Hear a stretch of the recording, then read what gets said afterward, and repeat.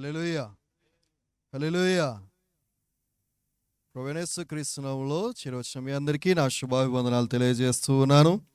మరి ముఖ్యంగా ఈ యొక్క సాయంకాల సమయమందు మరి సోదరులు హజరయ్య గారు వారి యొక్క గృహమందు ఏర్పాటు చేయబడినటువంటి కృతజ్ఞత కూడికకు చేరవచ్చిన మీ అందరికీను మరి ఆ యొక్క ప్రభు పేరిట వందనాలు తెలియజేస్తూ ఉన్నాను. హల్లెలూయా, హల్లెలూయా. సో దైవజనులు చాలా చక్కటి మాటలు జ్ఞాపకం చేశారు. సో వారికి కూడా నా హృదయపూర్వక వందనాలు తెలియజేస్తూ ఉన్నాను. మంచిది. మరి ఇక సాయంకాలపు వేళ మంచి ఇక ఆహ్లాదకరమైనటువంటి ఇక వాతావరణంలో కదా. సో ఎప్పుడు ఆ యొక్క రూమ్స్లో హాల్స్లో ఎంత ఖర్చు పెట్టి ఏసీలు వేసుకున్నప్పటికి కూడా ఈ యొక్క చల్లటి చక్కటి ఈ యొక్క న్యాచురల్ ఎయిర్ అనేది మనకి దొరకదు. సో ఈ రీతిగా చేరి ప్రభువును స్తుతించడం ఘనపరచడం అనేది ఎంతగానో గొప్ప ఆధిక్యతగా భావిస్తూ ఉన్నాను. మరి హజరయ్య గారు వారు చెప్పినటువంటి సాక్ష్యం ఇప్పుడే కాదు, ఎల్లప్పుడూ కూడా వారు చెప్పినటువంటి సాక్ష్యము ఒకటే, ఏంటంటే దేవుడు ఇంతవరకు నన్ను ప్రాణాలతో కాపాడాడు. సో ఎన్నో ప్రమాదాల నుంచి, లేకపోతే ప్రతిరోజు కూడా ఈరోజు సజీవ లెక్కలో ఉన్నారంటే దేవుని యొక్క కృప. ప్రతిసారి మ్యాక్సిమం ఆయన సాక్ష్యం అదే ఉంటుంది, ఇంకా అంతకు మించి ఇంకేది కూడా ఉండదు. సో నిజముగా మన యొక్క ఆయుష్ అనేది దేవుని యొక్క కృప కదా. సో అది లేనిదే మనం ఏమి కూడా చేయలేం. సో ఈ యొక్క కూడికను మరి కృతజ్ఞత కూడికను ఏర్పాటు చేయడం బట్టి ప్రతి విషయంలో కూడా మనం దేవుని స్తుతించాలి, ఘనపరచాలి, దేవుని కృతజ్ఞతాస్తులు తెలియచాలి. దేవుని యొక్క చిత్తమై ఉంటుంది. మరి ఆ రీతిగా వారు ఈ కూడికను ఏర్పాటు చేసుకుని సంఘమంతా కలిసి దేవుని స్తుతిస్తూ ఘనపరుస్తూ ఉన్నాం. మంచిది. అయితే ఇక సమయమందు నేను కొన్ని విషయాలు జ్ఞాపకం చేయాలని ఆశపడుతూ ఉన్నాను. ఏమిటి ఆ యొక్క విషయాలు? ఇర్మియా గ్రంథము 29వ అధ్యాయము 11వ వచనం ఒకసారి మనం గమనించినట్లయితే, ఇర్మియా గ్రంథం 29వ అధ్యాయము 11వ వచనం. 29వ అధ్యాయం 11వ వచనం. నేను మిమ్మును గూర్చి ఉద్దేశించిన సంగతులను నేనెరుగుదును, రాబో కాలమందు మీకు నిరీక్షణ కలుగునట్లుగా అవి సమాధానకరమైన ఉద్దేశములే గాని హానికరమైనవి కావు. హల్లెలూయా. దేవుడు ప్రతి ఒక్క మానవుడి పట్ల ఉద్దేశాలు కలిగి ఉన్నాడు. He has a plan and purpose for each and every individual human being. దేవుడు సృష్టించినటువంటి ప్రతి మానవుడి పట్ల ఒక ప్రణాళిక అనేది కలిగి ఉన్నాడు కదా. సో మనిషి సక్సెస్ అవ్వాలి అని అంటే అతనికి ఒక ప్రణాళిక అనేది ఉండాలి. చాలామంది అందుకే మనం చిన్నపిల్లలను ప్రతి ఒక్కరు కూడా అడుగుతూ ఉంటాం, నీ అంబిషన్ ఏంటి, నీ గోల్ ఏంటి, సో ఏం అవ్వాలనుకుంటూ ఉన్నావు, ఏం సాధించాలనుకుంటున్నావు, ఏం చేయాలనుకుంటూ ఉన్నావు. ఆ రీతిగా ఒకవేళ ఆ యొక్క గోల్ కానీ ఆ యొక్క అంబిషన్ కానీ లేనటువంటి మనుషులు వాళ్ళకి ఏం చేయాలో అర్థం కాదు. ఎగ్జామ్స్ కొరకు కూడా ప్రిపేర్ అవ్వాలి అని అంటే ఒక టైం టేబుల్ అనేది ప్రిపేర్ చేసుకుంటూ ఉంటాం. ఆ రీతిగా దేనికైనప్పుడు కూడా ఒక క్రమము, ఒక ప్రణాళిక ఎవరైతే కలిగి ఉంటారో ఆ రీతిగా ఏ పని అయితే చేస్తారో సక్సెస్ఫుల్గా ఉంటుంది. సక్సెస్ఫుల్ పీపుల్ అందరూ కూడా ఆ రీతిగా ప్రణాళికలు అనేవి కలిగి దాని కొరకు పని చేస్తూ ఉంటారు, కష్టపడుతూ ఉంటారు. అయితే ప్రియమైన బిడ్డారా, మానవుని సృష్టించిన దేవుడు కూడా మనిషిని ఊరికినే ఏదో టైంపాస్ కోసం సృష్టించలేదు. ఏదో సృష్టించిన తర్వాత ఓకే ఇలా అయిందా, సరే తర్వాత ఎలా జరిగితే అలా జరుగుతుందిలే అనుకోలేదు. దేవుడు ప్రతి మనిషిని కూడా మానవుడిని ఒక ఉద్దేశపూర్వకంగా సృష్టించాడు. ఎందుకనంటే ఆయనతో సహవాసము చేయడానికి, ఆయనను మహిమపరచటానికి కదా. సో మానవుడు దేవునితో సహవాసం చేయాలి, దేవుణ్ణి మహిమపరచాలి. ఎలా మహిమపరుస్తాము? ఆయన మన పట్ల చేసిన ప్రతి కార్యమును బట్టి దాన్ని రికగ్నైజ్ చేస్తూ, దాన్ని గుర్తిస్తూ, గ్రహిస్తూ తిరిగి ఆయనకు థ్యాంక్స్ చెప్పడమే కదా. మనం మన పిల్లల పట్ల ఈ భావాన్ని మనం బాగా కలిగి ఉంటూ ఉంటాం, అవునా? సో మన పిల్లలు ఒకవేళ మన మాట వినలేదనుకోండి, మనం అనుకున్న రీతిగా వాళ్ళు కనుక చేయలేదనుకోండి, వాళ్ళని ఏమంటూ ఉంటాం, నేను ఇంత కష్టపడి మీ కొరకు సంపాదించి రాత్రి పగలు కష్టపడి సంపాదించి మీకు తిండి పెడుతుంటే, మిమ్మల్ని పోషిస్తుంటే మీకేమి కూడా అర్థం కావటం లేదు. ఎందుకు నా కోపం ఎందుకు వస్తూ ఉంది? ఎందుకంటే మన పిల్లలు ఈ రీతిగా పెద్ద అవ్వాలి, ఈ రీతిగా వాళ్ళు ఒక ఉన్నతమైన స్థలంలో ఉండాలి, మంచి ఉద్యోగాలు చేయాలి, మంచిగా ఇక సొసైటీలో మంచి పేరును సంపాదించుకోవాలని మనం కోరుకుంటూ ఉంటాము. ఒకవేళ పిల్లలు ఆ రీతి కనుక ఎదగకపోతే మనకు చాలా అసహనం అనేది వ్యక్తం చేస్తూ ఉంటాం. ఇంత నేను కష్టపడింది ఎందుకోసం అంటే మనం మన పిల్లల పట్ల ఒక ప్రణాళిక అనేది కలిగి ఉన్నాం. కానీ వాస్తవానికి పరిశుద్ధ గ్రంథం తెలియజేస్తూ ఉన్నది, బిడ్డలు దేవుడు అనుగ్రహించినటువంటి స్వాస్థ్యం, బహుమానము కదా. సో మన యొక్క బిడ్డలు, మనం వారి యొక్క ఓనర్స్ కాదు. పిల్లలు యొక్క ఓనర్ ఎవరంటే దేవుడు కదా.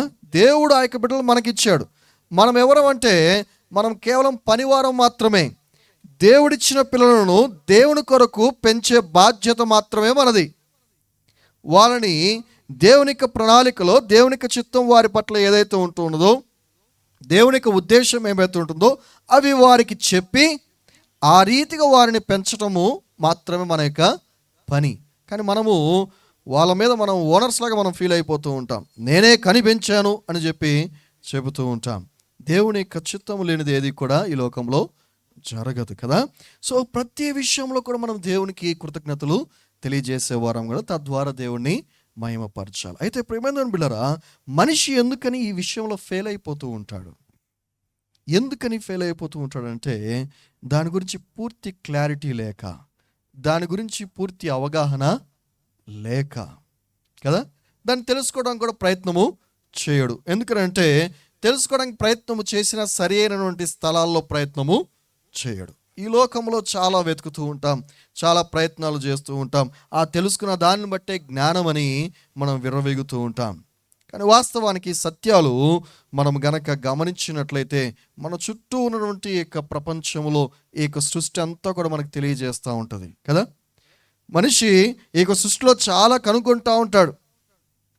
ఆ కనుగొన్న వాటిని మనిషే తయారు చేశాడని ఫీల్ అయిపోతూ ఉంటాడు కదా. సో కానీ మనం చాలా జాగ్రత్తగా మనం గమనించాలి. మనం కేవలము దాన్ని కనుగొంటామంతే. అవి ఆల్రెడీ సృష్టిలో ఉన్నవి, ఉన్న వాటిని మనం గుర్తిస్తాం కదా. సో గుర్తించి ఆ రీతిగా దాన్ని గుర్తించి దాన్ని వాడుకుంటూ ఉంటాం. దానికి కూడా దేవుడి యొక్క జ్ఞానం అనేది కావాలి. సో పరిశుద్ధ గ్రంథం సెలవిస్తూ ఉన్నది, ఈ సృష్టిని చూస్తేనంట దేవుడు ఎవరనేది తెలుస్తుందంట. ఈ భూమిని చూస్తే భూమిలో ఉన్నటువంటి ఏక సకల విధమైనటువంటి పక్షులు, ఏక జంతువులు, ఏక చెట్లు, ఇదంతా కూడా మనం గమనించినట్లయితే అవన్నీ కూడా మనకు ఏవో నేర్పుతూ ఉంటాయి పాఠాలు. హల్లెలూయా, హల్లెలూయా. ఈ యొక్క భూమిని కనుక మనం గమనించినట్లయితే ఈ భూమి గురించి, భూమి ఎలా తయారైంది, దాని మీద చాలా థియరీస్ ఉన్నాయండి. అందులో మనకు ఎక్కువగా వినిపించేది బిగ్ బ్యాంగ్ థియరీ అంటాం. అంటే ఈ యొక్క యూనివర్స్లో, ఈ యొక్క ఖగోళంలో ఉన్నటువంటి ఒక పెద్ద విస్ఫోటనం అనేది చెందింది. దాని నుంచి తయారైనవే ఆ యొక్క ముక్కలు ఏవైతే ఉంటూ ఉన్నాయో అవే ఈ యొక్క ప్లానెట్స్. సో ఆ యొక్క ముక్కల్లోనే ఒక ముక్కే ఈ యొక్క భూమి. సో దాంట్లో ఉన్నటువంటి గ్యాసెస్ని బట్టి, వాటన్నిటిని బట్టి ఇక్కడ జీవించడానికి అవకాశం అనేది ఉన్నది. ఆ యొక్క వాతావరణాన్ని బట్టి, ఆ యొక్క వేడిని బట్టి ఆ రీతిగా మెల్లిమెల్లిగా జీవం అనేది ప్రారంభమైంది అని చెబుతూ ఉంటారు. ఇది ఒక థియరీ. కానీ మనం గమనించినట్లయితే మరి ఆ యొక్క విస్ఫోటనం కంటే ముందు అసలు ఉన్న వాటిని అసలు సృష్టించింది ఎవరు? ఇది ఉంది అంటే దాన్ని ఎవరో ఒకరు తయారు చేయాలి కదా. మరి దాన్ని తయారు చేసింది ఎవరు? సో మనం సైన్స్ కనుక మనం గమనించినట్లయితే దాంట్లో మనం ఎంత లోతుగా వెళ్తామో ప్రియమైన బిడ్డలారా, దాంట్లో కనుక మనం చూస్తే ఒక సృష్టికర్తను మనము కనుగొంటాం. హల్లెలూయా. ఆ యొక్క సృష్టికర్తే దేవాతి దేవుడు. ఎందుకంటే ప్రతి మనిషికి కూడా ఒక లిమిట్ అనేది ఉంది.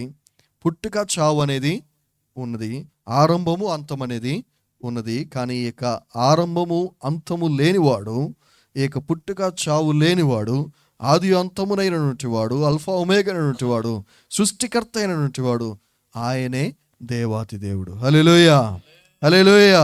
సో ఇక భూమిని మనం చూసినప్పుడు ఆ భూమి సృష్టికర్త అయినటువంటి దేవాతి దేవుడిని మనకు తెలియపరుస్తూ ఉన్నది.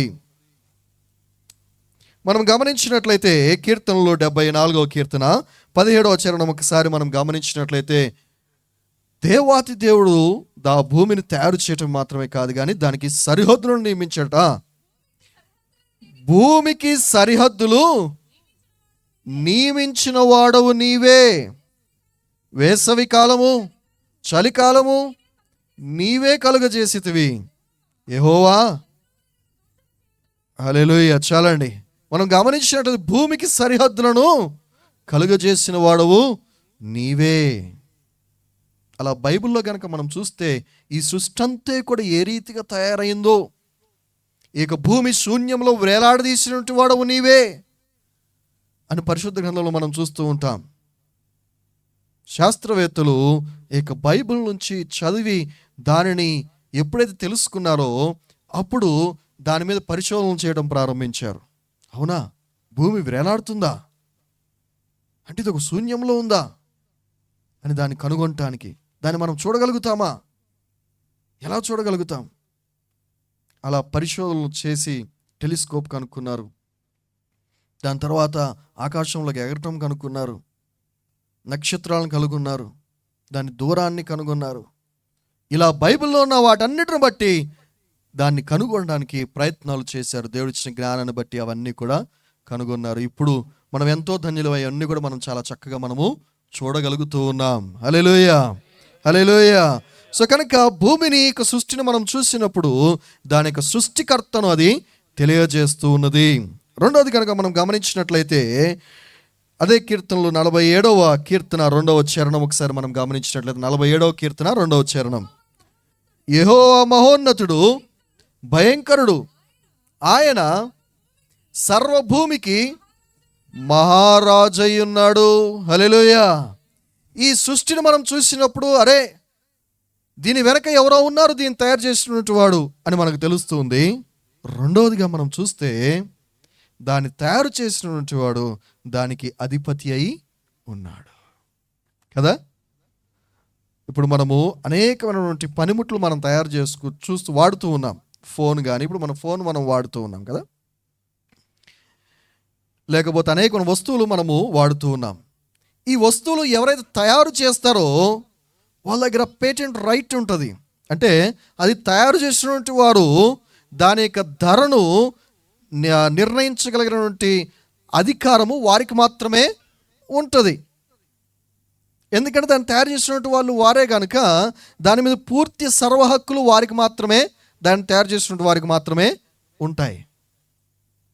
ఈ సృష్టిలో ఉన్న వస్తువుల్ని నువ్వు తీసుకుని నువ్వు ఏదో నీ అవసరం కొరకు తయారు చేసుకుంటేనే నువ్వు దాన్ని పూర్తి హక్కుగా భావిస్తూ ఉన్నావే, మరి ఇక సృష్టినే తయారు చేసినటువంటి సృష్టికర్త అయినటువంటి దేవాతి దేవుడు, మరి ఆయన ఈ సృష్టికి రాజై ఉంటూ ఉన్నాడు, ఈ భూమికి ప్రభువై ఉన్నాడంట. హల్లెలూయా, హల్లెలూయా.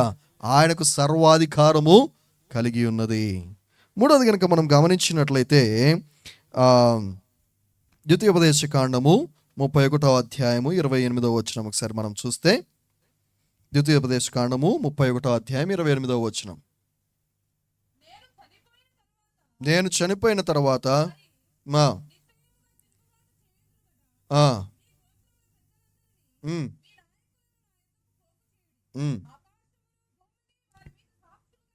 ఆకాశమును భూమిని వారి మీద సాక్షులుగా పెట్టి నేను ఈ మాటలను చాలండి. హల్లెలూయా. ప్రేమదేవుని బిడ్డలారా, ఒక విషయాన్ని, ఒక సత్యాన్ని మనం గమనించాలి. ఈ యొక్క ఆకాశం భూమి సృష్టి అంతా కూడా మనం ఏవైతే పనులు చేస్తూ ఉన్నామో వీటన్నిటికీ సాక్షిగా నిలుస్తూ ఉన్నాయంట. హల్లెలూయా. ఎలా ఉంటాయండి సాక్షి అంటే? అవి ఏమైనా చెప్తాయండి? ఏం చెప్తున్నాయండి అవి? ఉదాహరణకి మినిమం కామన్ సెన్స్తో ఆలోచన చేస్తే మనకు ఒకటి అర్థమవుతూ ఉంటుంది. ప్రస్తుతం మనం వేసవకాలంలో ఉన్నాం కనుక ఎండలు బాగా విపరీతంగా పెరిగిపోతున్నాయి కదా. ఇప్పుడు ఎంత ఉష్ణోగ్రత ఎంతవరకు వెళ్తూ ఉంది? 40, 43, 47 వరకు కూడా వెళ్తుంది. 50 వరకు వెళ్ళినా కూడా ఆశ్చర్యపోనవసరం లేదు. పోయిన సంవత్సరం ఎంతవరకు ఉండేది? పోయిన సంవత్సరం హైయెస్ట్ 47. అంతకుముందు సంవత్సరం మీరు ఆ రీతిగా వెనక్కి కనుక వెళ్తే చాలా తక్కువ. ఒక 10 సంవత్సరాల క్రితము, 20 సంవత్సరాల క్రితము 35 డిగ్రీలు వస్తేనే అమ్మో ఎండ అనేటువంటి పరిస్థితి. ఇప్పుడు 47కి చేరుకుంది. కారణం ఏంటంటారు? పొల్యూషన్ కదా. సో ఈ యొక్క పొల్యూషన్ వల్ల దానికి కారణం ఎవరినైనా చెప్తూ ఉంటారు. ఎందుకంటే చెట్లన్నీ కూడా నరికేయడం, వాహనాల నుంచి, మనుషుల నుంచి ఇక వేడి అనేది, పొల్యూషన్ అనేది, కాలుష్యం అనేది బాగా పెరిగిపోవడం వల్ల ఈ వాతావరణం వేడి అనేది అయిపోతూ ఉంది. సో ఇప్పుడు ఈ యొక్క వాతావరణం వేడి మనుషుల యొక్క స్థితిని తెలియజేయట్లేదా? మనుషులు చేసిన పనుల వల్లే ఈ యొక్క వాతావరణం ఈ రీతిగా ఉన్నది అని ఎవరైనా కానీ ఈజీగా చెప్పేయగలుగుతున్నారు కదా. సో ఈ వాతావరణం ఇంత వేడి ఎందుకు అవుతుంది అంటే అది మనుషులు చేసినటువంటి పని వల్లే, మనిషి చేసిన పొరపాట్ల వల్లే కదా. మన సౌఖ్యం కోసం, మన సుఖం కోసము మనం లిమిట్కి దాటి మనం ఏదైతే చేయకూడదని చేస్తూ ఉన్నామో దానివల్ల ఈ యొక్క వాతావరణం అంతా కూడా కాలుష్యము అయిపోతూ ఉన్నది. మరి ఇంత సింపుల్ లాజిక్ ఇక్కడే మనకు అర్థమవుతూ ఉంటే రేపటి దినమందు దేవాతి దేవుని దగ్గర మనం చేసిన పనులన్నీ కూడా అక్కడ ఈజీగా కనిపించవా? మనం చేసిన తప్పిదాలు, మనం చేసిన పాపాలన్నీ కూడా ఈజీగా కనిపించవా? మనుషులు మనకే అర్థమవుతూ ఉందే, దేవునికి అర్థం కాదా? అరే నేను భూమిని తయారు చేసినప్పుడు ఏ రీతిగా ఉన్నది, ఈ మనుషుల పాపాల వల్ల ఎంత ఘోరంగా సృష్టి మారిపోతూ ఉంది. హల్లెలూయా, హల్లెలూయా. ఇప్పుడు మనము ల్యాబ్ టెస్ట్లో ఏ టెస్ట్ చేసినప్పుడు, ఇక్కడ ఏ పరీక్షలు చేసినప్పుడు కూడా మనం వెళ్ళి రక్త పరీక్ష చేసుకున్నా, యూరిన్ టెస్ట్ చేసుకున్నా మనకి టెస్టులు చేసుకున్న రిపోర్ట్ వస్తుంది. ఎలా చెప్తున్నారు అవన్నీ కూడా? అది ఉండవలసిన స్థితి కంటే అది ఏదైతే మార్పుకు గురవుతుందో ఆ మార్పును బట్టి దాని యొక్క పర్యవసానం అనేది కూడా లెక్కగడుతూ ఉన్నారు. ప్రియమైన బిడ్డలారా, భూమి కూడా మనుషులు చేసే పాపాలను బట్టి అది సాక్ష్యం ఇస్తూ ఉన్నది. హల్లెలూయా. సో కనుక ఈ సృష్టిని, ఇక భూమిని చూసినప్పుడు నిజ దేవుడైనటువంటి, సృష్టికర్త అయినటువంటి దేవాతి దేవుడు, రాజుల రాజు, ప్రభులకు ప్రభు అయినటువంటి దేవాతి దేవుడు, ఆయన ఒకనాడు తీర్పు తీర్చబోతూ ఉన్నాడు. హల్లెలూయా. ఆయన గురించి ఈ భూమి చాలా స్పష్టంగా తెలియపరుస్తూ ఉన్నది. నెంబర్ 1. నెంబర్ 2 మనం గమనించినట్లయితే మనిషి యొక్క ఆయుష్ కదా. సో ఇప్పుడు అజయ్ గారు ఆయన సాక్ష్యం చెప్పినటువంటి మాట ఏంటంటే, ఎన్నో ప్రమాదాల నుంచి కాపాడాడు దేవుడు, నన్ను ఈరోజు సజీవులుగా ఉంచినాడు, అందుని బట్టి దేవునికి వందనాలు. నిజంగా మనిషి యొక్క ఆయుష్ ఎంత అండి? ఎంత మనిషి యొక్క ఆయుష్? సుమారుగా అంటే ఇప్పుడు ఉన్న పరిస్థితులను బట్టి 70-80 అయిపోయింది. అది పోయిన తర్వాత 70-80, ఇప్పుడు 60 వరకు వెళ్తే మహా, అంటే శక్తితో నిలబడితే చాలా గొప్ప గగనం. 30-40 సంవత్సరాలకి అయిపోయింది. ఇక మనిషి శరీరంలో ఉండే శక్తి అంతా కూడా పోతుంది. ముసలిలాగా 60 ఏళ్ళలాగా అయిపోతూ ఉన్నారు. ఇక 60కి చేరుకున్నారనంటే ఇక పరిస్థితి చాలా దారుణం కదా. 80 వరకు వెళ్తూ ఉంటే చాలా కష్టంగా ఉంటూ ఉంది పరిస్థితి. ఒకప్పుడు మరి 80 సంవత్సరాలు అయినప్పటికి కూడా పోయిన తరం నుంచి వారు 80 సంవత్సరాలు అయినా కానీ గట్టిగా ఉండేవాళ్ళు, 100 సంవత్సరాలు అయినా కానీ గట్టిగా ఉండేవాళ్ళు, జీవించేవాళ్ళు. 80 సంవత్సరాలు అయినా కానీ కొంతమంది గట్టిగానే ఉండేటువంటి వాళ్ళు. బైబిల్ గ్రంథం సెలవిస్తూ ఉన్నది, పరిశుద్ధ గ్రంథంలో మనం గమనించినట్లయితే అందరికంటే ఎక్కువ కాలం బ్రతికినటువంటి వ్యక్తి ఎవరు? చెప్పండి, గట్టిగా చెప్పండి. ఎందుకు డౌట్? మెతుషెల ఎన్ని సంవత్సరాలు బ్రతికాడు? 969 సంవత్సరాలు. హల్లెలూయా. సో మనిషి యొక్క ఆయుష్ ఆది కాండంలో మనం గమనించినట్లయితే 5వ అధ్యాయంలో మనం చూస్తూ ఉంటాము. మనిషి యొక్క ఆయుష్ 969 సంవత్సరాలు ఆయన బ్రతికాడు. కానీ ప్రియమైన బిడ్డలారా, నెక్స్ట్ అధ్యాయానికి వస్తే 6వ అధ్యాయం కనుక మనం గమనించినట్లయితే ఒకసారి చూద్దామా? ఆది కాండము 6వ అధ్యాయం కనుక మనం చూస్తే 3వ వచనం. అప్పుడు యెహోవా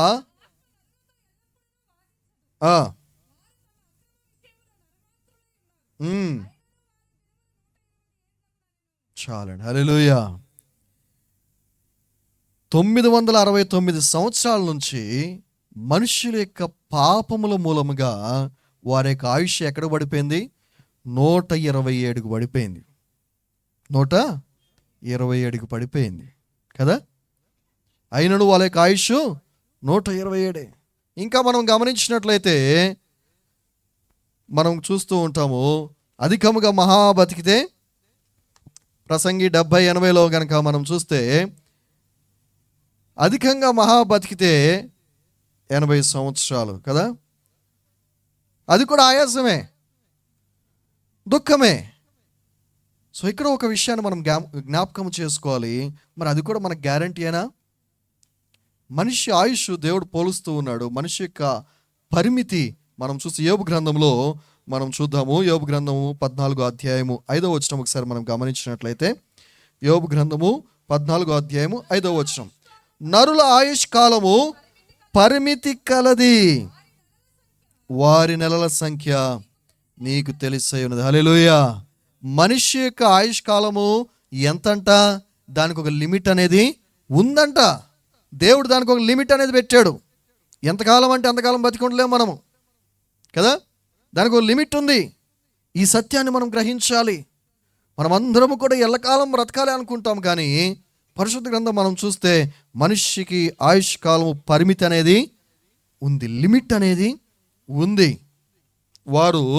వారి నెలల సంఖ్య నీకు తెలిసై ఉన్నది.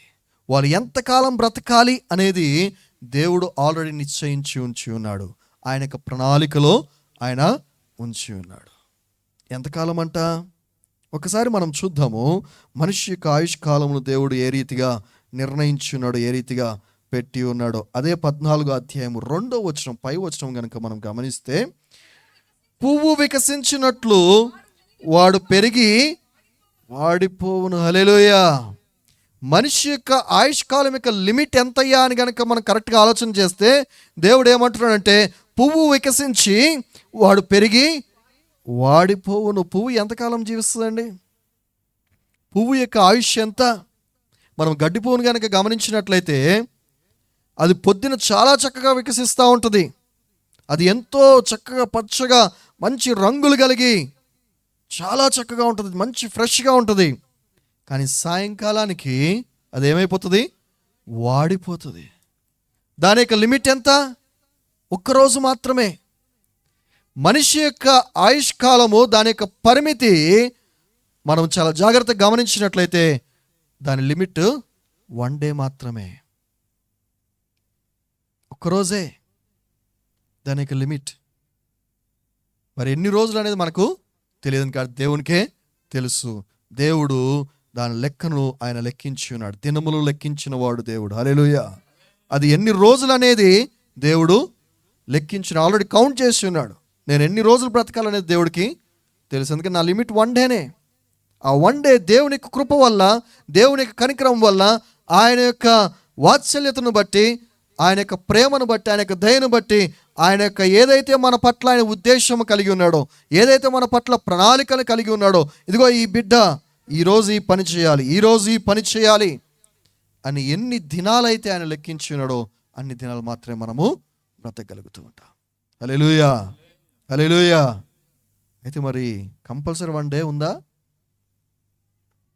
అదే వచనంలో మనం చూస్తే కింద, నీడ కనబడకపోవునట్లు వాడు నిలవక పారిపోవును. హల్లెలూయా.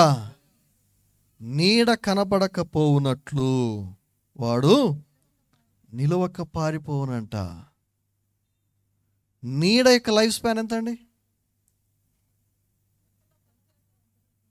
నీడ ఎంతకాలం ఉంటుంది? నీడ 1 గంట, కొన్ని గంటలు మాత్రమే కదా. సో సూర్యుడు ఉదయించినప్పుడు అది ప్రారంభమవుతుంది.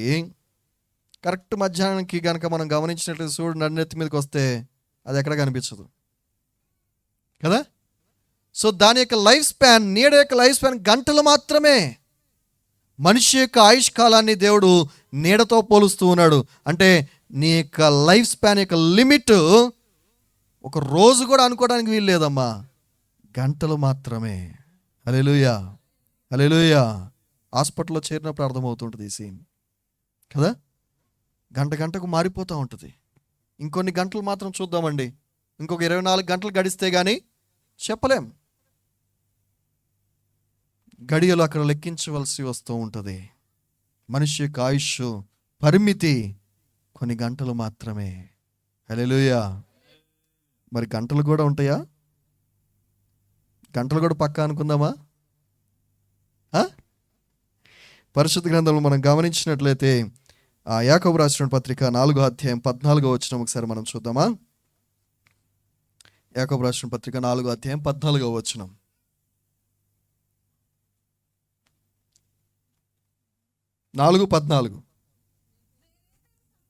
రేపేమి సంభవించునో మీకు తెలియదు, మీ జీవం ఏ పాటిది?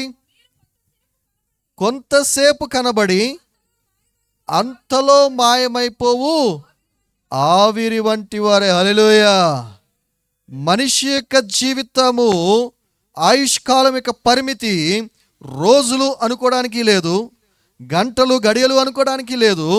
ప్రేమేందోని బిళ్ళరా, ఇంకా గట్టిగా మాట్లాడితే మనిషి యొక్క ఆయుష్ ఎటువంటిదంట?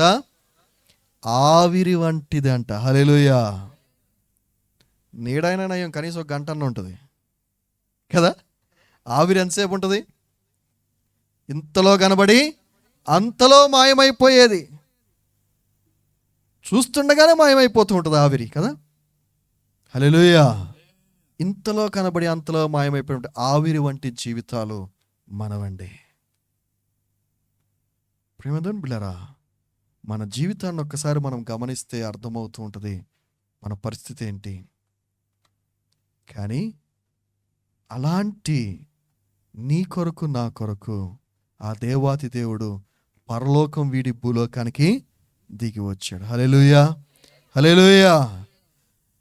ఇంతలో కనబడి అంతలో మాయమైపోయినటువంటి నిమిత్త మాత్రమైనటువంటి మానవుల కొరకు దేవాతి దేవుడైనటువంటి ఆయన పరలోక రాజ్యములో ఆ యొక్క ధవలవర్ణుడిగా ఆ యొక్క సింహాసనాసీనుడైనటువంటి ఆ దేవాతి దేవుడు దాన్ని వదిలి తన్ను తాను తగ్గించుకుని తన్ను తాను రిక్తునిగా చేసుకుని ఎంతగా తగ్గించుకున్నాడంటే, ఇదిగో ఈ యొక్క నిమిత్త మాత్రమైనటువంటి ఇక శరీరధారిగా నీ కోసము నా కోసము ఈ భూమిలో ఆయన జన్మించి ఉన్నాడు. ఎందుకోసమో తెలుసా? విలువే లేనటువంటి ఇలాంటి మన పాపపు బ్రతుకుల్లో బ్రతుకుతున్నటువంటి మనకు అత్యంత విలువను ప్రసాదించటానికి. హల్లెలూయా. ఎందుకనంటే ఆయన ఏమంటున్నాడంట, ఆ దేవాతి దేవుడు నిన్ను నన్ను ఆయన సొత్తుగా ఏర్పాటు చేసుకున్నాడు కదా. మనం అనేక మార్లు జ్ఞాపకం చేసుకున్నాం ఆ మాట. మనం ఎవరము? ఆయన సొత్తై ఉన్నాం. మనం ఆయన సొత్తు, మనం ఆయనకు చెందినటువంటి వారము. పాపులమైనటువంటి నిమిత్త మాత్రమైనటువంటి ఇంతలో కనబడి అంతలో మాయమైనటువంటి ఆవిరి వంటి జీవితాలు ఎక్కడ? నిన్న నేడు నిరంతరం ఏకరీతిగా ఉన్నటువంటి వాడు, ఆది అంతము లేనటువంటి వాడు, సృష్టికర్త అయినటువంటి దేవాతి దేవుడు ఆయన ఎక్కడ? కానీ ఆయన ఏమంటున్నాడు తెలుసా? మనలను నీవు నా సొత్తు అంటున్నాడు. అంటే మనము ఆయన ఆస్తి అయి ఉంటూ ఉన్నాము. ఆయనకి ఇంకేది కూడా లేదంట. ఆయన నోటి మాట చేత సృష్టింపబడింది. ఆయన ఏదంటే అది చేయగలుగుతాడు. ఆయనకు అసాధ్యమైనది ఏది కూడా లేదు. కానీ దేవుడు ఎంతో ప్రేమగా మనల్ని తన స్వరూపమందు ఆయన తయారు చేసుకున్నాడు. కానీ మానవుడు ఆయన ఆజ్ఞను అతిక్రమించడి మరి పాపములో పడటం వల్ల, పాపం అంటే ఏంటి? ఆజ్ఞను అతిక్రమించడం. నీ సృష్టికర్త అయినటువంటి దేవుడు, నీ అధికారి, నీ ప్రభువు అయినటువంటి నీ దేవుడి మాట వినకపోవడమే పాపం. కానీ ఆ పాపం వల్ల మనం మన యొక్క ఆయుష్ను కోల్పోయాం కదా. ఈ సృష్టి అంతా కూడా మనం చేస్తున్న పనులను బట్టి సాక్ష్యం ఇస్తూ ఉన్నది. ఎంతగా కోల్పోయామంటే అసలు విలువే లేకుండా అయిపోయింది. కానీ అలాంటి మన కొరకు దేవుడు ఏం చేస్తున్నాడు? మనకు తిరిగి ఆ యొక్క విలువను ప్రసాదించడానికి ఆయనే స్వయాన భూమి మీదకి దిగి వచ్చి ఉన్నాడు. మన పాప భారం అంతా కూడా ఆయన మీద వేసుకుని.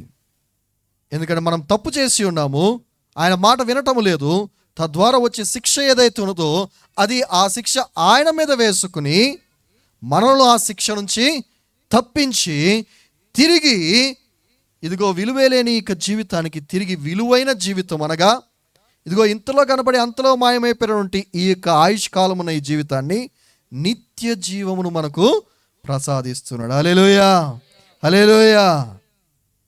ఇదిగో ఈ పాపముతో నిండిపోయినటువంటి ఈ భూమి, ఈ ఆకాశమును దేవుడు సమూలముగా నాశనము చేసి నూతన ఆకాశము, నూతన భూమిని, ఆ నూతన ఆకాశము, నూతన భూమిలో ఆయన యొక్క పరిపాలన, ఆయన యొక్క అధికారము, ఆయన యొక్క ఆ యొక్క ప్రపంచము, ఆయన యొక్క స్వాస్థ్యముగా, ఆయన యొక్క పట్టణములో యుగ యుగములు నివసించబోతూ ఉన్నాం. హల్లెలూయా, హల్లెలూయా.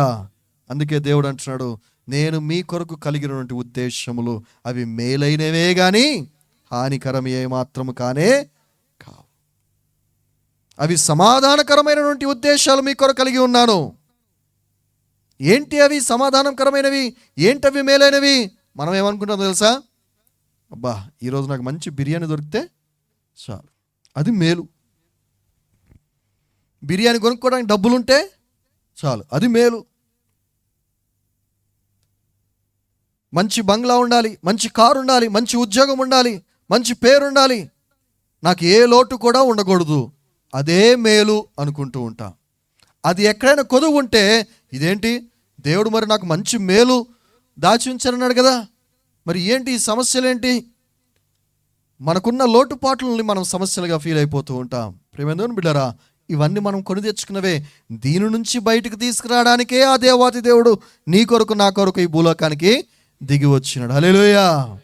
నువ్వు ఆయన వైపు చూస్తే, నువ్వు ఆయన మాట వినడం కనుక ప్రారంభిస్తే, నువ్వు ఆయన గురించి ఆలోచన చేయడం కనుక చేస్తే, నీ హృదయాన్ని ఆయన వైపు తిప్పగలిగితే, ఇదిగో ఆయన నీ కొరకు ఏదైతే ఉద్దేశాలు, నీ కొరకు ఏదైతే గొప్ప స్వాస్థ్యము దాచి ఉంచాడో దాన్ని నువ్వు తెలుసుకొనగలుగుతావు, దాన్ని నువ్వు గ్రహించగలుగుతావు, దాన్ని నువ్వు అర్థం చేసుకోగలుగుతావు, దానిని నీ విశ్వాసముతో, నీ మనోనేత్రముతో దాన్ని నువ్వు చూడగలుగుతావు. హల్లెలూయా, హల్లెలూయా. ఎక్కడో ఆకాశంలో ఉన్న వాటినే మనం ఇంటర్నెట్లో కొడితే, గూగుల్లో కొడితే మనం చూసేస్తూ ఉన్నాం. మనిషికి ఉన్న ఇంతంత జ్ఞానంతో ఇదే చేయగలుగుతుంటే దేవుని యొక్క జ్ఞానము, డాడీ జ్ఞాపకం చేసి చూసా, 7 ఆత్మల గురించి మనం ప్రకటన గ్రంథం ధ్యానం చేస్తున్నప్పుడు మనం నేర్చుకున్నాం. 7 ఆత్మలు, 7 ఆత్మలు కలిగినటువంటి వాడు దేవుడు. ఆ యొక్క 7 ఆత్మలు మనం కనుక గమనించినట్లయితే జ్ఞానమును ఆయన ప్రసాదించగలిగినటువంటి వాడు. మరి ఆయన జ్ఞానముతో నీకు చూపించలేడా? పద్మాసు దీపమందు పడినటువంటి యోహాను భక్తుడిని తీసుకెళ్లి పరలోక రాజ్యం అంతా కూడా చూపించి మన కొరకు చక్కగా క్లియర్ కట్గా బుక్లో రాపించి ఉన్నాడు. హల్లెలూయా. అది చదివితే నీకు అర్థమవుతూ ఉంటుంది. దేవుడు మన ముందుకు తీసుకువచ్చి మన ముందు ప్లేట్లో చక్కగా బంగారపు పళ్ళెంలో మంచిగా అన్నీ కూడా మనకి వరకు వడ్డించి వస్తూ ఉన్నాడు. కానీ ప్రియమైన బిడ్డలారా, మనమే దాన్ని చాలాసార్లు ఏం చేస్తూ ఉంటామంటే దాన్ని తోసిపుచ్చుతూ ఉంటాం, నెగ్లెక్ట్ చేస్తూ ఉంటాం కదా. మూర్ఖుడు ఏం చేస్తూ ఉంటాడు? బైబిల్లో ఇంకొక మాట ఉంది, పందులు ముందు ముత్యాలు ఏం చేస్తాయి? పందుల ముందు ముత్యాలు చల్లితే అది బురదలో దొక్కేస్తూ ఉంటాయి. నువ్వు ఎంత తీసుకొచ్చి దాన్ని స్నానం చేయించి సింహాసనం మీద కూర్చోబెట్టినా తిరిగి వెళ్ళి బురదలోనే. చాలాసార్లు పాపముతో నిండిపోయినటువంటి మన ఆలోచనలు, మన యొక్క హృదయము, బండబారిపోయిన మన యొక్క హృదయము ఏం చేస్తున్నాడంటే అటువైపు మనం చూడటానికి అవకాశం ఉండదు. మన మనోనేత్రాలు కప్పబడిపోతుంటే మన ఆలోచన ఎంతసేపు ఈ లోకం వైపే. కానీ దేవుడు మన ముందు చాలా క్లియర్ కట్గా తన వాక్యాన్ని ఎంతో చక్కగా వివరించి చెప్తున్నప్పటికి కూడా ఆ వాక్యాన్ని మనము గ్రహించలేకపోతూ ఉంటాం. హల్లెలూయా, హల్లెలూయా. చివరిగా నేను ఒక మాట చూపించి ముగించాలని ఆశపడుతూ ఉన్నాను. కనుక మరి ఈ యొక్క సృష్టిని చూసినప్పుడు మనకు దేవుని గురించి మనకు అర్థమవుతా ఉన్నది. మరి ఆ దేవాతి దేవుడు మనకి ఇచ్చినటువంటి ఆయుష్ను మనం జ్ఞాపకం చేసుకున్నప్పుడు మనం ఏ పాటి వారో మనకు అర్థమవుతూ ఉంటుంది. మరి మనం ఏం చేయాలి? మనం జాగ్రత్త కలిగి ఆయన యొక్క చిత్తాన్ని మనం నెరవేర్చే వారముగా ఉండాలి.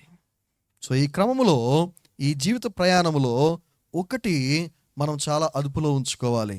అదేంటో తెలుసా? మన నాలుక, మన మాట.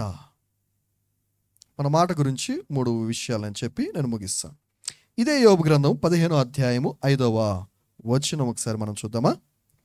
యోబు గ్రంథము 15వ అధ్యాయము 5వ వచనం. నీ మాటల వలన నీ పాపము తెలియబడుచున్నది, వంచకుల పలుకులు నీవు పలుకుచున్నావు. చాలండి. హల్లెలూయా. నీ మాటల వలన నీ పాపములు తెలియబడుచున్నవంట.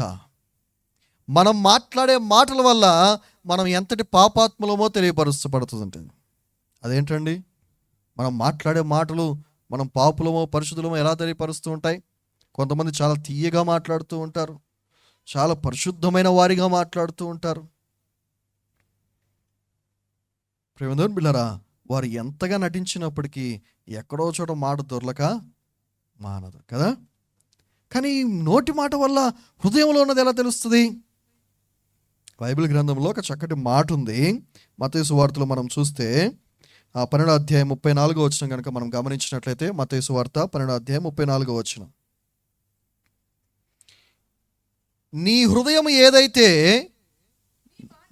నీ మాటలను బట్టి నీతిమంతుడవని తీర్పు నొందుదువు, నీ మాటలను బట్టి అపరాధివని తీర్పు నొందుదువు. హల్లెలూయా. నీ మాటలను బట్టే నువ్వు నీతిమంతుడో అపరాధువో తీర్పు పొందుతావంట. అదేలా అండి? ఏదో కోపంలో ఒక మాట అంటాము, దాన్ని బట్టి తీర్పు తీర్చేస్తారా? ప్రియమైన బిడ్డలారా, దేవుడు హృదయాలోచనలు ఎరిగినటువంటి వాడు కదా. నోటి వెంట వచ్చే మాట ఎక్కడి నుంచి వస్తుంది అంటే, నీ హృదయము ఏదైతే నింపబడి ఉన్నదో దానిని బట్టి వస్తుంది కదా. మనం ఒక మంచి కాస్ట్లీ బ్యాగ్లో చెత్తంతా నింపి పెట్టామనుకోండి, అది కాస్ట్లీ బ్యాగ్ కదా అని చెప్పి సువాసన వస్తుందా? చెత్త వాసనే వస్తుంది. నువ్వు దాన్ని ఎంత దాచిపెట్టినా, దాని ముందు ఎంత సెంట్లు కొట్టినా, ఎంత రంగులుగా ఉన్నా, నువ్వు బంగారు పాత్ర చెత్త పెడితే చెత్త వాసనే బయటకు వస్తుంది. నీ హృదయంలో పాపం ఉంటే నువ్వు బయట ఎంత అలంకరించుకున్నా, నువ్వు ఎన్ని మాటలు నేర్చుకుని పలికినా కూడా లోపల ఉన్న ఆ పాపము ఆ స్మెల్ కొడతానే ఉంటుంది. సో దేవుడు నీ హృదయాలోచనలు ఎరిగినటువంటి వాడు కనుక మన మాటలు ఏం చేస్తాయంట? మన పాపాన్ని బయట పెడతాయంట. హల్లెలూయా. అందుకే మన మాట చాలా జాగ్రత్తగా ఉండాలంటే హృదయం జాగ్రత్తగా ఉండాలి కదా. చాలామంది మాట జాగ్రత్తగా ఉండాలి కదా అని చాలా మంచి మాటలు నేర్చుకుంటారు. చాలామంది కొంతమంది ప్రార్థనలు చేస్తారండి, చాలా అద్భుతంగా చేస్తారు. అసలు వాక్యాలతోటి ఆ యొక్క మాటలను అల్లుతూ ఉంటారు. తీరా చూస్తే ప్రార్థన అయిపోగానే పరిస్థితి చాలా దారుణంగా ఉంటుంది. ఎందుకంటే మాటలు మంచిగా ఉండాలి కదా అని మాట్లాడుతూ ఉంటాం, కానీ వాస్తవానికి నీ హృదయంలో ఉన్నటువంటి ఆ యొక్క అవిధేయత, నిర్లక్ష్యము, దేవుణ్ణి ధిక్కరించినటువంటి ధోరణి ఏదైతే ఉంటుందో ఇవన్నీ కూడా ఆటోమేటిక్గా బయటికి రిఫ్లెక్ట్ అవుతూనే ఉంటాయి. హల్లెలూయా, హల్లెలూయా. కనుక మనం చూసుకోవాల్సింది మన హృదయాన్ని చూసుకున్నప్పుడు, హృదయాన్ని కడుక్కున్నప్పుడు ఆటోమేటిక్గా బయటకు వచ్చే ప్రతి మాట విశ్వాసముతో పలికేదై ఉంటుంది, కృతజ్ఞతతో పలికేదై ఉంటుంది. శుభవచనాలు మనము పలకగలుగుతాం, దేవుణ్ణి స్తుతించగలుగుతాం. ఇవన్నీ ఎప్పుడు వస్తాయి? హృదయము మంచిగా పరిశుద్ధంగా ఉన్నప్పుడు, హృదయము నువ్వు దేవుని మీద ఆధారపడినప్పుడు, దేవునికి విధేయత చూపించినప్పుడు, హృదయాన్ని నువ్వు కడుక్కున్నప్పుడు. రెండవది మనం గమనించినట్లయితే, నీ నోటి మాటల వల్ల నువ్వు అనవసరమైన ఇరుకుల్లో పడతావు. సామెతల గ్రంథము 6వ అధ్యాయము 2వ వచనం ఒకసారి మనం చూస్తే, సామెతల గ్రంథము 6వ అధ్యాయం 2వ వచనం.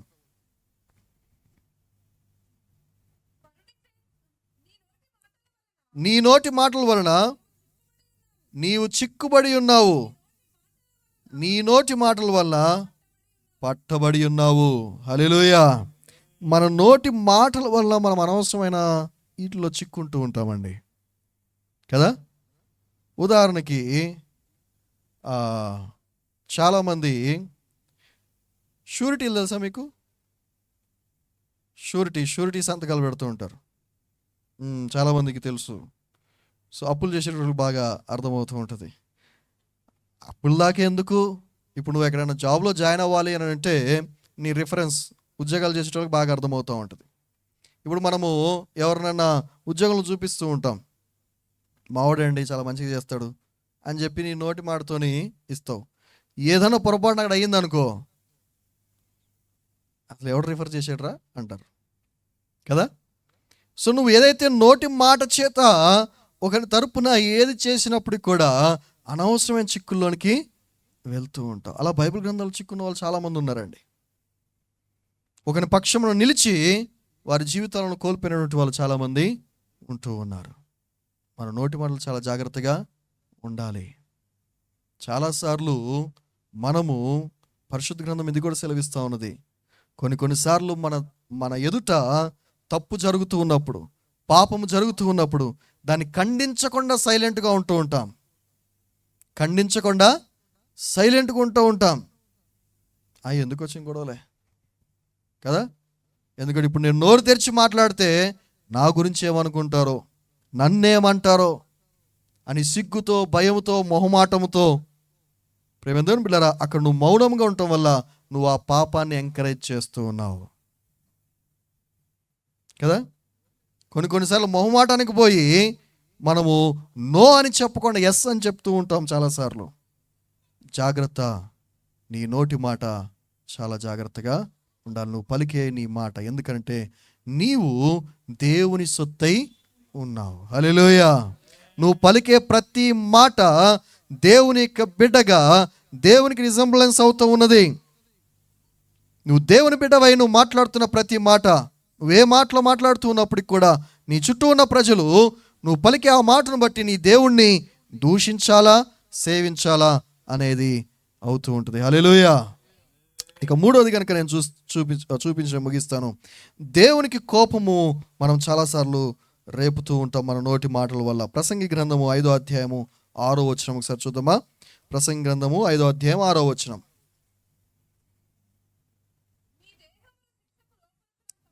మీ దేహమును శిక్షకు లోబరుచినంత పని నీ నోటి వలన జలగనీయకుము. హల్లెలూయా.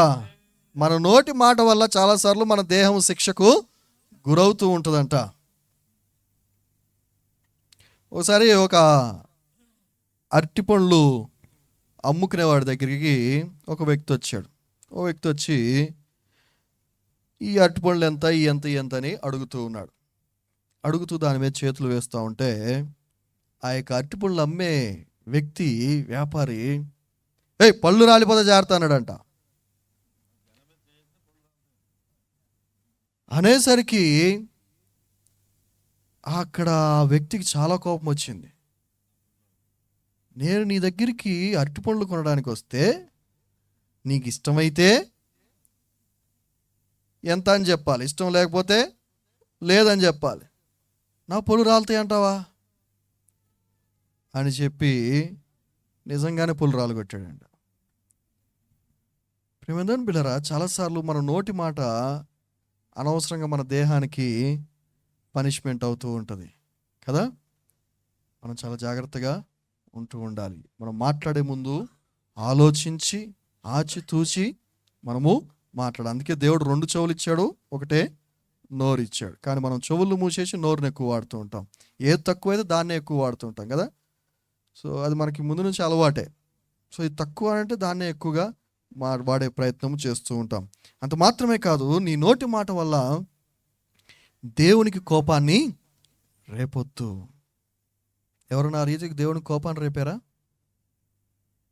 మోషే ఇశ్రాయేల్ ప్రజలు నడిపిస్తున్న సమయంలో అరణ్యంలో నడిపించుకుంటూ వెళ్తున్నప్పుడు వాళ్ళు చాలా విసిగిచ్చేస్తూ ఉన్నారు కదా. వారి మీద అన్ని లక్షల మంది, మనం ఇంట్లో ఒక 4 పిల్లలు మేనేజ్ చేయడానికే మనకు చాలా తంటలు పడుతూ ఉంటాం. అన్ని లక్షల మంది నడిపించేటప్పుడు మరి మోషేకి ఆ మాత్రం కోపం రాదా? కానీ ప్రియమైన బిడ్డలారా, మోషే వాడినటువంటి ఒక పదము ఆ మోషేని వాగ్దాన భూమిలోనికి నడిపించకుండా ఆపివేసింది.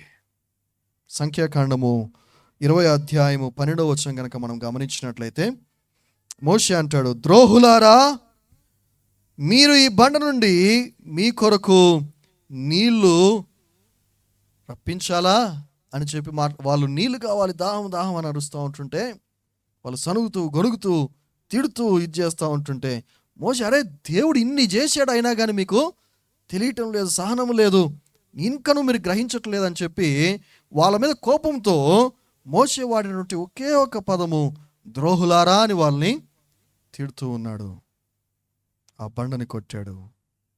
నీళ్ళైతే వచ్చినాయి కానీ దేవునికి కోపం రగులుకుంది మోషే మీద. ఇంత కష్టపడి వాళ్ళని బయటికి తీసుకొచ్చి అరణ్యంలో నడిపించినటువంటి నాయకుడు వాగ్దాన భూమిలోనికి చేరుకోలేకపోయాడు. హల్లెలూయా. ప్రియమైన బిడ్డలారా, రాత్రికాల సమయంలో ఒకసారి ఈ విషయాలను ఒకసారి మనం జ్ఞాపకం చేసుకుందాం. నిజముగా మన యొక్క ఆయుష్కాలము ఎంత? దేవుని లేఖనాలు సెలవిస్తున్నాయి, దానికి పరిమితి అనేది ఉన్నది. సో ఇది తెలిసినటువంటి నీవు మరి ఇలాంటి విలువ లేనటువంటి ఇక జీవితము, కానీ నీ దేవుడు నీ సృష్టికర్త దానికి తిరిగి విలువను దయచేవాడై ఉంటూ ఉన్నాడు. ఆయన చేస్తున్నటువంటి వాగ్దానం ఏదైతే ఉన్నదో దానిని ఈ రోజైనా కానీ మనం గ్రహించి ఆయన సృష్టికర్త అని, ఇదిగో నీ చుట్టూ ఉన్న ఈ సృష్టిని చూస్తూ ఉన్నప్పుడు ఆ దేవాది దేవుడిని, ఆయన యొక్క అధికారాన్ని, ఆయన యొక్క ప్రేమను, ఆయన యొక్క ప్రణాళికను, ఆయన యొక్క ఉద్దేశాలను మనం గైకొని గ్రహించి దానికి తల వంచి మన జీవితాలను ఆయనకు సమర్పించగలిగితే మన జీవితాలు విలువ కలిగినవిగా మారుతాయి. నిత్య జీవములోనికి యుగయుగములు ఆయనతో పాటు జీవించే స్థితిలోనికి ఈ శరీరం అయితే తిరిగి మట్టిలో కలిసిపోతుంది, కానీ ఇదిగో ఆ దేవాది దేవుడు మనకు ఏర్పాటు చేసినటువంటి ఆ యొక్క మార్గం ఏదైతే ఉంటూ ఉన్నదో, ఇదిగో ఆయన ఈ భూలోకానికి దిగి వచ్చి సిలువలో ఆయన రక్తము కార్చి ప్రాణం పెట్టి చనిపోయి తిరిగి 3వ దినమందు లేచి ఆయన అందరికీ ఆయన తను తాను కనపరుచుకుని కదా, శిష్యులందరూ కూడా భయపడిపోయి వణికిపోతూ ఉన్నారు.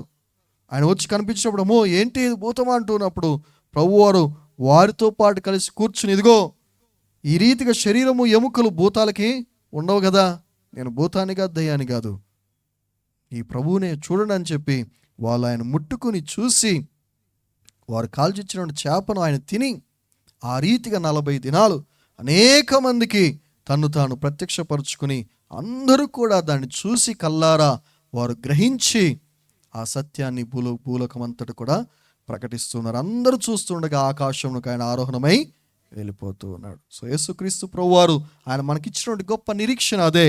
ఈ శరీరము తిరిగి మట్టిలో కలిసిపోతుంది, కానీ దేవుడిచ్చిన ఆత్మ తిరిగి ఆయన వద్దకు చేరుతుంది. హల్లెలూయా, హల్లెలూయా. క్రైస్తవులలో ఉన్నది ఒకటి పునరుద్ధానము, తిరిగి లేచుట. ఉన్నటువంటి ఒకే ఒక జన్మ. ఈ యొక్క జన్మలో మనం పుట్టి మనం చనిపోయిన తర్వాత తిరిగి ప్రభు దగ్గరికి లేచి ఆయన వద్దకు వెళ్ళి యుగయుగములో జీవిస్తాం ఆయనతో. అటు కృపాదేవుడు మనకు దయచేయను గాక. ఆమేన్. అందరూ కూడా తలలు వంచి కళ్ళు మూసుకున్నట్లయితే ఒక చిన్న మాట ప్రార్థన చేసుకుందాం. మరి నిజముగా మరి ఆ దేవాతి దేవుడు, ఆ సృష్టికర్త నుండి దేవాతి దేవుడు నీ కొరకు నా కొరకు ప్రాణం పెట్టి ఉన్నాడు. విలువేలేని ఇక జీవితాలకు విలువను ప్రసాదిస్తూ ఉన్నాడు. మన పాపముతో మన యొక్క ఆయుష్కాలాన్ని మనం పోగొట్టుకుని ఉంటూ ఉన్నాం. మన పాపముతో మనం శిక్షను కొని తెచ్చుకుంటూ ఉన్నాం. మన పాపంతో దేవునికి కోపాన్ని రేపుతూ ఉన్నాం. మన పాపంతో దేవునికి దూరం అయిపోతూ ఉన్నాం. కానీ దేవాది దేవుడు మాత్రము నిన్ను నన్ను విడువక ఆయన ప్రేమ, ఆయన కనికరము, ఆయన వాత్సల్యము మన ఎడల ఎంతగానో చూపిస్తూ ఉన్నాడు. నిన్ను నన్ను ఆయన ఎంత ప్రేమిస్తున్నాడంటే తిరిగి నీకు ఆ యొక్క నిత్య జీవాన్ని, యుగయుగములో జీవించినటువంటి గొప్ప ఆయుష్ను నీకు తిరిగి ప్రసాదిస్తూ ఉన్నాడు. దాన్ని నువ్వు పొందుకోవాలంటే నువ్వు చేయాల్సింది ఒక్కటే. ఈరోజే నీ హృదయములో, నీ మనస్సులో నీవు ఆయనే దేవుడు అని నీవు ఒప్పుకుంటే చాలు. నీ నోటితో ఆయనే దేవుడు అని నువ్వు ఒప్పుకుంటే చాలు. నీ హృదయములో ఇదిగో ఆయన యొక్క ఆజ్ఞకు అతిక్రమించి ఆయనను పక్కన పెట్టి ఏదైతే ఈ లోకాన్ని చూస్తూ ఉన్నావో, నువ్వు ఈ లోకాన్ని పక్కన పెట్టి ఆయన వైపు ఒక్కసారి నువ్వు చూడగలిగితే, ఆయన చెప్పే మాటలు ఒక్కసారి నువ్వు వినగలిగితే దేవుని యొక్క జ్ఞానము నీకు బయలుపరచబడతా ఉన్నది. నీ యొక్క గమ్యం ఏదో దేవుడు నీ కళ్ళకు కట్టినట్లుగా చాలా క్లియర్గా చూపిస్తూ ఉన్నాడు. విశ్వాసముతో నీవు ఆయన విశ్వాసం ఉంచితే నువ్వు అవన్నీ చూడగలుగుతావు, అర్థం చేసుకోగలుగుతావు. ఇదేదో గొప్ప మర్మము కాదు, కానీ మనం ఈ లోకం అనే భ్రమలో ఉండటం వల్ల మనం అవన్నీ గ్రహించలేకపోతున్నాం అంతే. దేవుని వాక్యం చాలా స్పష్టంగా ఉన్నది, కానీ నువ్వు దాని విశ్వాసంతో నువ్వు కనుక చదవగలిగితే నువ్వు అది నీకు చాలా చక్కగా క్లియర్గా అర్థమవుతూ ఉంటాయి. సృష్టి ఆరంభము నుంచి అంతం వరకు, మనిషి యొక్క పుట్టుక నుంచి చావు వరకు, అదే రీతిగా మనిషి యొక్క పునరుద్ధానము గురించి, తిరిగి లేచుట గురించి, యుగయుగములు ఆయన రాజ్యములు ఆయనతో పాటు జీవించుట గురించి, ఇదిగో పరలోక రాజ్యం ఎక్కడ ఉన్నది, ఎలా ఉన్నది అనేది చాలా కరెక్ట్గా, చాలా క్లియర్గా మనకు తెలియపరచబడతా ఉన్నది. ఆ పరలోక రాజ్యములో ఆయనతో పాటు యుగములు జీవించాలన్నదే దేవుని యొక్క ఆశ. అక్కడ ఆకలి ఉండదు, దప్పిక ఉండదు, కోపం ఉండదు, ద్రోహం ఉండదు, మోసం ఉండదు, సూర్యుని వెలుగు అవసరం లేదు. అక్కడ దేవుని యొక్క సన్నిధిలో ఆయన మహిమపు వెలుగులో యుగయుగములు జీవిస్తూ ఉన్నాం. నిత్యము సంతోషమే, నిత్యము సమాధానమే. నీ కొరకు దేవుడు నిశ్చయించినటువంటి భూమి అది, అదే పరలోక రాజ్యం, నూతన యెరూషలేము పట్టణం, సియోను నివాస స్థలం. దేవుని యొక్క స్వాస్థ్యము నీవు నేనే. అక్కడ యుగయుగములు ఆయనతో పాటు నీవు నేను ఉండాలనేది ఆయన ఆశపడుతూ ఉన్నాడు. ఆయనకి ఇంకే ఆశలు లేవు, ఇంకే కోరికలు లేవు. దేవుడు ఇంకేం కోరుకోవట్లేదు నీ దగ్గర నుంచి. నువ్వు ఆయనతో ఉండాలనే ఆయన కోరుకుంటున్నాడు అంతే. ఒకసారి ఆయన వైపు చూద్దామా? ఒకసారి మన మనసులు తెరిచి ఆయన మన హృదయంలో నింపుకుందామా? ఆయన నీ ఎడల చూపిస్తున్న ఆ ప్రేమకు ఒక్కసారి నీవు బదులిస్తావా? నువ్వు అనుకుంటున్నావు ఈ లోకంలో ఎదురే కష్టాలన్నిటికీ కారణం దేవుడని. కాదు, మనము యొక్క అయోగ్యత వలన, మన పాపం వలన ఇవన్నీ కొని తెచ్చుకుంటూ ఉన్నాం. కానీ దేవుడు ఆయన ప్రేమ చేత మనల్ని క్షమిస్తూ ఉన్నాడు. క్షమాపణ అంటే ఏంటో తెలుసా? యోగ్యత లేని నీకు నాకు యోగ్యతను కల్పించటమే. ఆయన క్షమాపణ ఎంత గొప్పది అనంటే, ఏమాత్రం అర్హత లేని మనకు ఆ పరలోక రాజ్యము చేరుటకు అర్హతను కల్పిస్తూ ఉన్నాడు. ఏమాత్రం అర్హత లేని మనకు ఆయన పేరును పలకటానికి చక్కటి అవకాశాన్ని ఇస్తూ ఉన్నాడు. జీవించి ఉండటానికి అర్హత లేని మనకు ఇదిగో మరి ఒక గడియను, మరి ఒక దినమును, మరి ఒక నెలను, మరి ఒక సంవత్సరమును దేవుడు నీ ఆయుష్ కాలములో పొడిగిస్తూ ఉన్నాడు, కేవలం ఆయన కృపచేత. ఇన్ని కారణాలను బట్టి చూస్తూ ఉన్నప్పుడు ఎవ్వరు కూడా ఆయనకి థ్యాంక్స్ చెప్పకుండా ఉండలేరు, ఆయన కృతజ్ఞతలు చెప్పకుండా ఉండలేరు. అదే దేవుని యొక్క చిత్తం.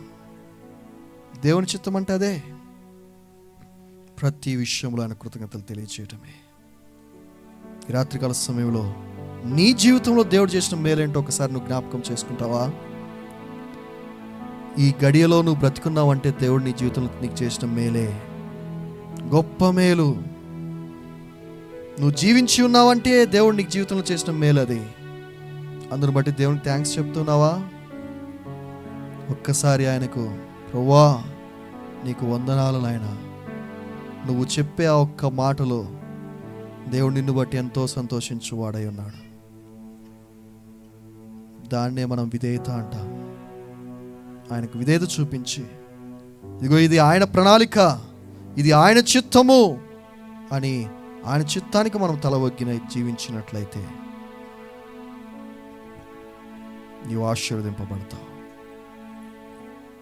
ప్రార్థన. మహాపరిశుద్ధుడు, మహోన్నతుడు, మహాగణుడి, సర్వశక్తిమంతుడు మా దేవా, నీకే లెక్కలేని వందనాలు, స్తోత్రాలు తెలియజేస్తూ ఉన్నా. ఈ రాత్రికాల సమయమందు ఈ రీతిగా నాయన నీ యొక్క పనిని, నీ ప్రేమను, నీ ప్రణాళికలను, నీ ఉద్దేశములను మేము జ్ఞాపకము చేసుకోవడానికి ఇచ్చిన గొప్ప సదవకాశాన్ని బట్టి వందనాలు స్వామి. ప్రభా, మా యొక్క ఆయుష్ను మేము జ్ఞాపకము చేసుకున్నప్పుడు మా విలువేంటో మాకు అర్థమవుతా ఉన్నది, మేము ఏ పాటి వారో మాకు అర్థమవుతా ఉన్నది. ఈ సృష్టిని, ఈ భూమిని చూస్తూ ఉన్నప్పుడు దాని సృష్టికర్త, దాని యొక్క ప్రభువు, రాజువు, అధికారివి నీవై ఉన్నావని మాకు అర్థమవుతా ఉన్నది. ప్రభువా, దీన్ని తెలుసుకున్న మేము నాయన నీకు లోబడి, నీకు విధేయత కలిగి, నీ కృతజ్ఞతాపూర్వకంగా జీవించాలన్నది నీ యొక్క ఆశ ఉన్నదని, మా యొక్క ప్రణాళిక ఉన్నదని మేము తలంస్తూ ఉన్నాం. ఆ రీతిగా జీవించుటలో మా నోటి మాటను మేము చాలా జాగ్రత్తగా పరిశీలన చేసుకుని, తద్వారా మేము ఎక్కడా చిక్కుపడకుండా, మీకు కోపాన్ని రేపకుండా ప్రభువా మా హృదయాన్ని పరిశుద్ధంగా ఉంచుకునే భాగ్యం మాకు దయచేయమని అడుగుతూ ఉన్నా. రాత్రికాల సమయంలో చేరొచ్చిన ప్రతి బిడ్డను మీరు జ్ఞాపకం చేసుకునండి ప్రభువా. ఈ యొక్క శబ్ద తరంగం వల్ల నీ వాక్యములు, నీ మాటలను వింటున్న ప్రతి బిడ్డను మీరు జ్ఞాపకం చేసుకునండి ప్రభువా. హృదయాలు తెరవమని అడుగుతూ ఉన్నా. సహాయం అనుగ్రహించండి. ఈ జీవిత పరమార్థమును ప్రభువా, దీన్ని దయచేయువాడవైన నిన్నును, మా రక్షకుడు అయినటువంటి యేసుక్రీస్తు ప్రభువారైనటువంటి నీ గొప్ప ప్రణాళికను ప్రభువా మేము జ్ఞాపకము చేసుకుని, తద్వారా మీకు లోబడి మిమ్మల్ని మహింపరిచే భాగ్యం మాకు దయచేస్తారు నమ్మచ్చు. త్వరలో యేసుక్రీస్తు నామములో వేడుకుంటున్నాము తండ్రి, ఆమేన్.